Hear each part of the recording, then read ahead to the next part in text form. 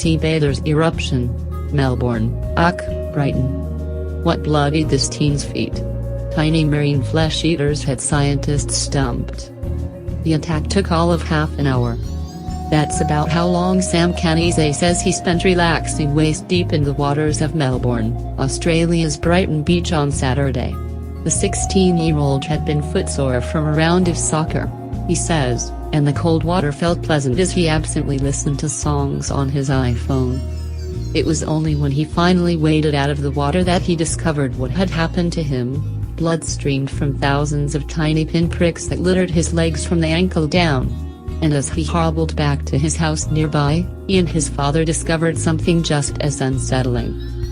There was no stopping the bleeding, his father, Jared Canizet, told the Washington Post. We just had to get him to hospital. Eventually, medical professionals were able to stabilize the situation and slow Sam's bleeding. What took longer, however, was simply figuring out what in the world had caused that bleeding. Doctors and scientists alike were stumped. By the next day, the mystery had made international news. So, with his son still hospitalized, Jared waded out to the same spot the next night, clad in a wetsuit for protection, holding some raw meat in a net. Then, he waited. You know, nurses and doctors from the hospital weren't going to jump in and try to get these critters, right? He told the Post. I thought that someone had to solve the puzzle as to what had eaten Sam's legs. When he emerged from the water, he found a bunch of tiny creatures had swarmed the meat, creatures he kept and carried back to land for tests. One thing was immediately clear to Jared Canizet, as he told the Associated Press: these little things really love meat. Unsettling videos of the little guys devouring chunks of meat demonstrated at least that much. But for a while, that's about the only thing that was clear. I've never seen anything like this, one marine expert told a local TV program. Thomas Cribb, a parasite expert from the University of Queensland, told the AP that the creatures were not a parasite I've ever come across. Still, the Museums Victoria, a consortium of state-owned museums in Melbourne, declared Sunday they believe they had cracked the mystery. After testing the creatures captured by the father, marine biologist Jennifer Walker-Smith identified them as legion-acid amphipods, a type of scavenging crustacean. The little crustaceans, often known as sea fleas, are naturally occurring scavengers, which commonly bite but do not usually cause these kind of injuries, the organization posted on Facebook. It's possible the amphipods contained an anticoagulant, which would account for the inability to stop the flowing blood, and that the very cold water may be the reason Sam didn't feel the bites.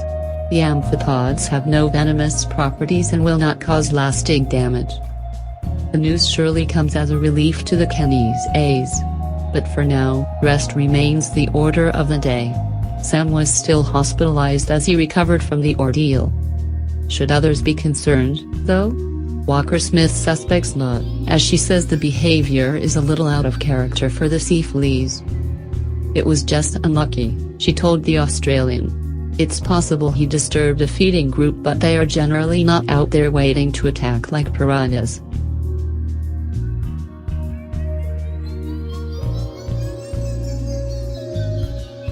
An Australian teenager who went for a swim at the beach was rushed to the hospital after tiny sea fleas left hundreds of gashes in his feet. Sam Canizet, 16, was sore from playing soccer on Saturday, and decided to dip his feet in the waters of Dendy Street Beach in the suburbs of Melbourne. When he emerged from the water a half-hour later, his feet and ankles were covered in hundreds of pinholes that would not stop bleeding.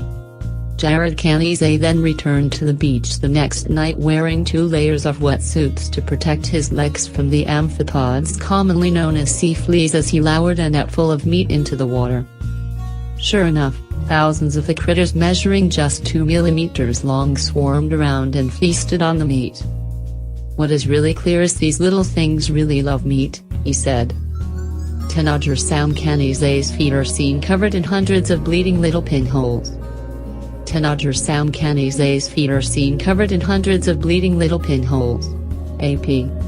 Experts were initially stumped, but marine biologist Jennifer Walker-Smith, who examined the sample collected by Jared Canizet, concluded the critters were crustaceans called amphipods, which usually eat decomposing plant and animal scraps.